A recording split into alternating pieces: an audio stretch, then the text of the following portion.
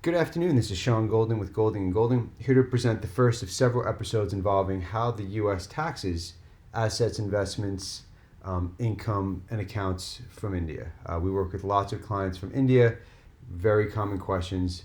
Let me give you a general basics of how it's going to work, right? Baseline perspective, U.S. taxes, U.S. persons and others on their worldwide income. If you're a U.S. citizen, legal permanent resident, foreign national who meets the substantial presence test, doesn't qualify for an exception, then typically you're going to be taxed on your worldwide income.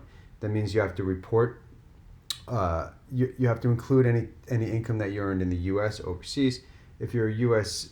Citizen or a permanent resident, let's say, and you live in country A and you have income from country B, the fact that you don't live in the U.S. or none of the income is U.S. source doesn't matter to the big bad U.S. government. They want all of your income. And there's ways around some of the tax, the foreign earned income exclusion, foreign tax credit to offset taxes paid, but based on perspective, the U.S. wants you to include everything on your U.S. tax return. With India specifically, there's lots of different issues to deal with, right? Bank accounts, you've got your NROs and your NREs, depending if you're generating income in India or from outside. If it's foreign sourced from India. You have things called fixed deposits, which are similar to CDs in the United States. All of that income is taxable. Interest income taxable. Accrued FD interest taxable. It's always a bit of a pain because of the different tax year that India runs on versus the United States from. Baseline perspective, again, all of that interest is taxable. You've got things like PPF, Public Provident Fund, sits in there 15 years growing tax-free. The accrued income is taxable in the U.S. Wouldn't be, even though it's used for pension purposes, wouldn't really be considered pension from a treaty perspective, and even then, depending on where it's earned and the saving clause, it may not help you much anyway. Dematerialized accounts, basically, if you want to hold securities, other types of investments in India, you've got your demat account. The income generated in the demat account is going to be taxable. If you've got some funds in there, then you may trickle into PFIC territory. And then that gets super complicated.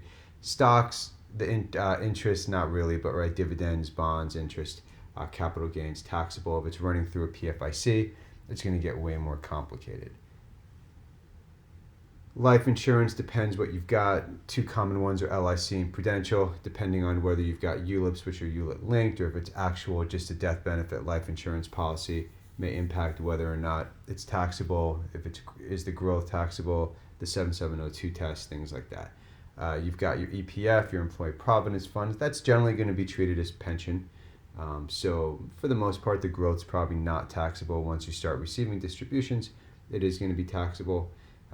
From a reporting standpoint, all of these accounts are reportable on your tax return. FBAR, which is FinCEN Form 114, FATCA, the Foreign Account Tax Compliance Act, PFIX for certain investments, foreign businesses, entities, 5471s and 8865s. We have a ton of free information available on our websites, goldinglawyers.com. We've got some sub-websites designed specifically to help taxpayers with specific parts of the reporting and the return, like the FBAR Form 8938. If you want to, you can reach out and schedule a reduced fee initial consultation. Again, my name is Sean Golding with Golding & Golding. Thank you for your time. Enjoy the rest of your day.